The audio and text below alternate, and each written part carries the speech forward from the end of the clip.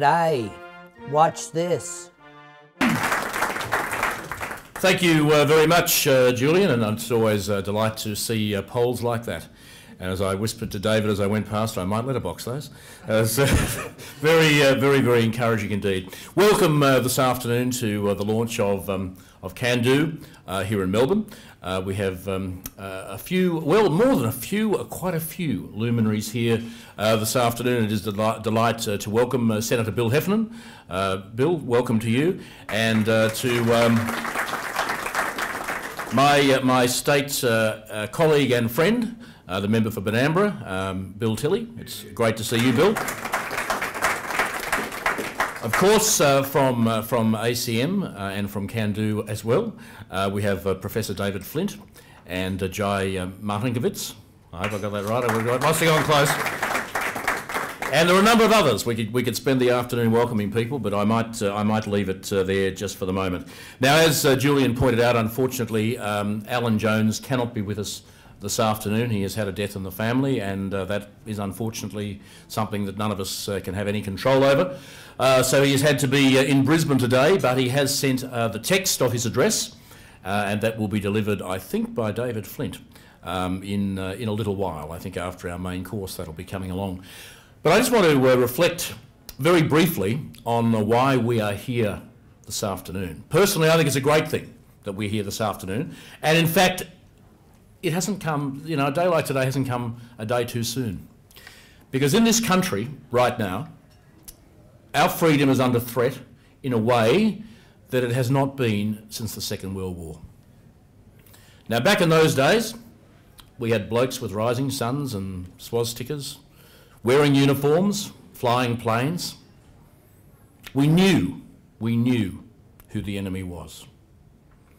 We're not so sure now, because those uniforms and those swastikas and that rising sun, they've been replaced by people in suits and ties. They've been replaced by people in wigs and gowns sometimes.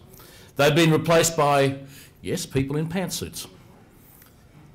And that is something that we should all be very concerned about.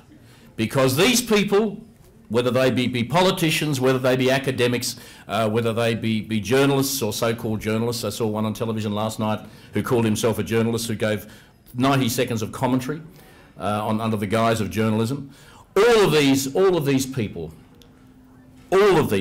have, over an extended period of time, been building up as a part of a concentrated attack on our freedom.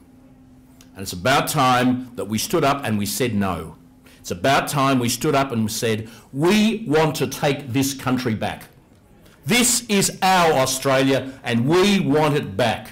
No more will we have these people, these lawyers, these academics, these people who, from a wide variety of backgrounds, but all with one thing in common. They are all so much better than we are. And if you don't believe me, just ask them.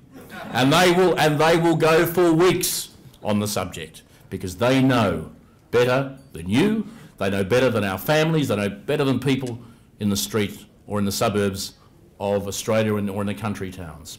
These are the people who threaten our freedom. These are the people who have journalists in court because they express an opinion. These are the people who have ministers of religion in court because they want to practice their faith. In Australia, in 2012, who would have thought that that could happen? But it has happened, and it is happening, and today is about ensuring that that stops. So I thank you very much indeed for your attendance here today. This is, as I say, an extraordinarily important occasion, and I think we will look back on today in years to come and say, thank God that we were there. So ladies and gentlemen, thank you, enjoy your lunch, and we'll be back with the main part of proceedings very shortly. Thank you.